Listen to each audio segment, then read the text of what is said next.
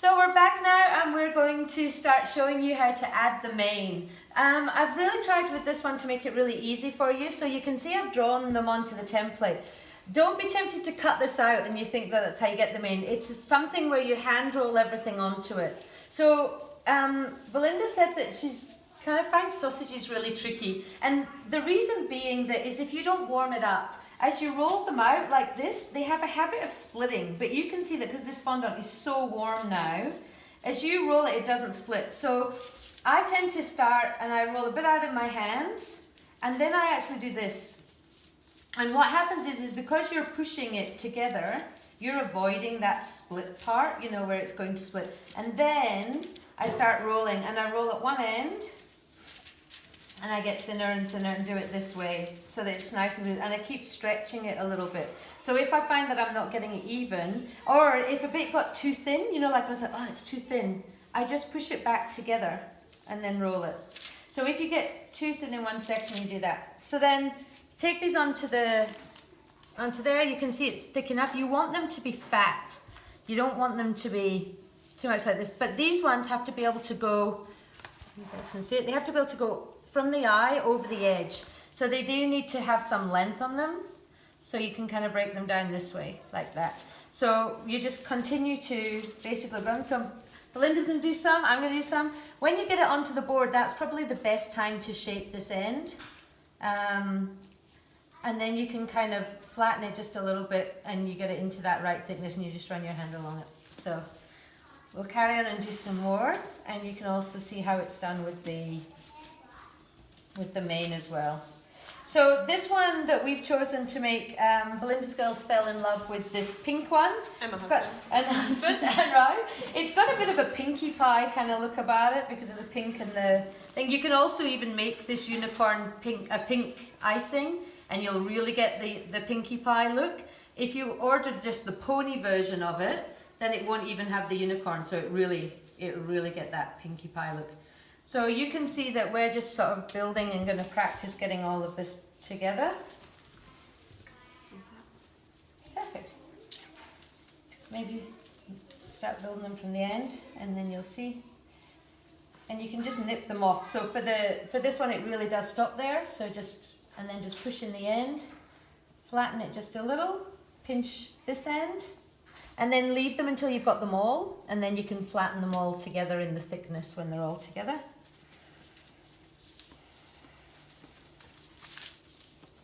So you're nailing them. It really is about the warmth, Yeah. right? It's about the fondant being warm. Obviously have never done it for long enough. Yeah, that you don't. And in the winter time, it can get quite frustrating because you're like, gosh, all of the fondant is ice cold. You know, depending on where you live, especially if you're in Adelaide. See how I made that bit too thick? So I'm just kind of squashing it back together a little bit. Too thin, I mean, and putting it back out. I'm giving myself another one.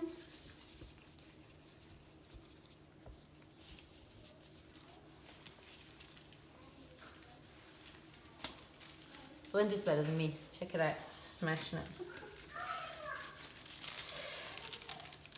So the trick is to have some thicker and some slightly thinner ones. So you got a bit of a thick one coming up this time, so you need to keep it a bit thicker. Otherwise, when you flatten them down to join together, they become not 3D at all, and you lose that really nice shape of it. So just look in advance. You can see also they're fat at the top and thinner at the bottom. I'm doing the easy bit. I'm doing all the thin bits on the mane, on the fringe. So if you're going to do a rainbow one, you can see we've put on the recipe card all the sections of it.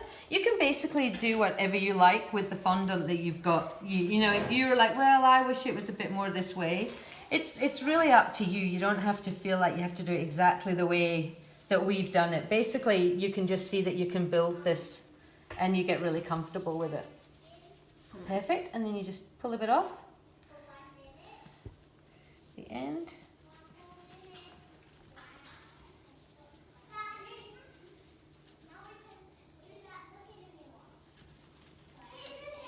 Can you see this one? This is what we're talking about, this split. Can you see it split here?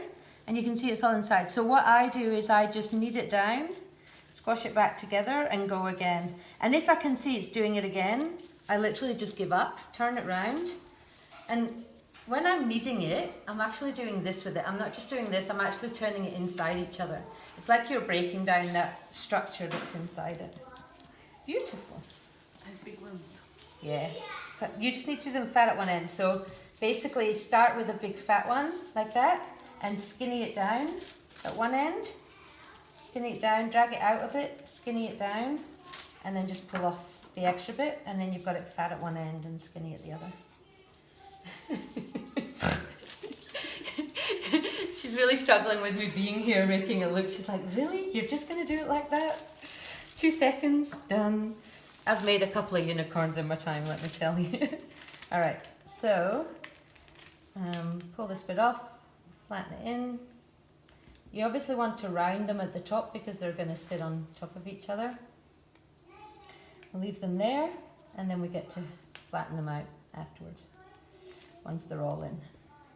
So I'll put that one in there, and we'll flatten them at the end. I feel like I made that top bit too thick. Okay, last one.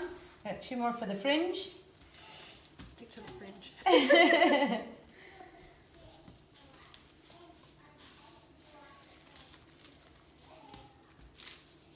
The best thing about being able to put them on here is you don't put them on the cake, then realise you've got it wrong, and then you can't fix it. It's really good that you can do it on the template. You can look at it, you go, yeah, I'm really happy with what I've achieved, and then you can get that done.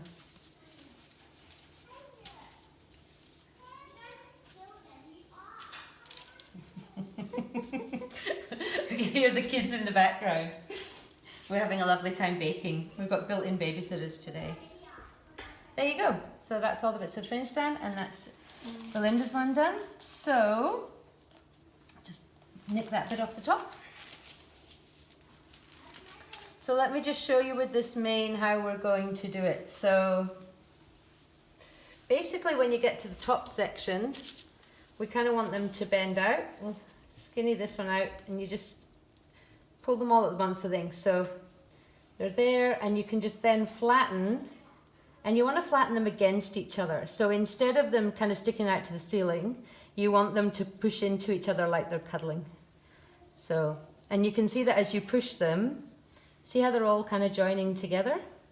So at the start, they don't have to, and then you can come around the side and tidy these bits up. So you push this one down. If you get to the bottom, you can either, and you've pushed it too long, to be honest, if it's, that one's a little bit longer because I've just pushed it, but it honestly does not matter. Now with this one, and again you're trying to create this curve. See how this is all curved in as if they're all spooning, and press the next one down, and you can see that you're creating this perfect mane. Beautifully executed. Look at that, Belinda, you smashed it. So you can see all the parts of it now. I'm just going to flatten these two together a little bit more. Flatten that one in a bit more. There we go. You just want a little gap between them. If you just move them out of the way, that allows you to just pinch them and get them looking like the hair at the bottom. And then you want this bit to look like a nice long line. So then, bring it over. Oh, lost a few bits. Doesn't matter. Because they're all the right shape now, you can put them all on. So, put this one round and wrap it. Next one round, a bit lower down, and wrap it. So we were rushing and doing that. If you actually leave them to sit on there for a few minutes, they'll kind of almost dry together, and you can probably lift them in sections a bit better. But I was just a bit too eager. There we go. And then you can see, and then you just smooth the end down. And then with all these top bits, you can see that they all overlap each other. You don't need to sort of stress too much about it. So we'll bring them all out to the sides, and we do them at a time. So that's our first one. You can see that it sits right next to the ear. So you can put that one on and go down to the base. And then we're going to take the next one. And make sure it goes out as far as the picture shows. So here, it's almost like the fringe, the closer the fringe is to the eyes, the cuter it looks.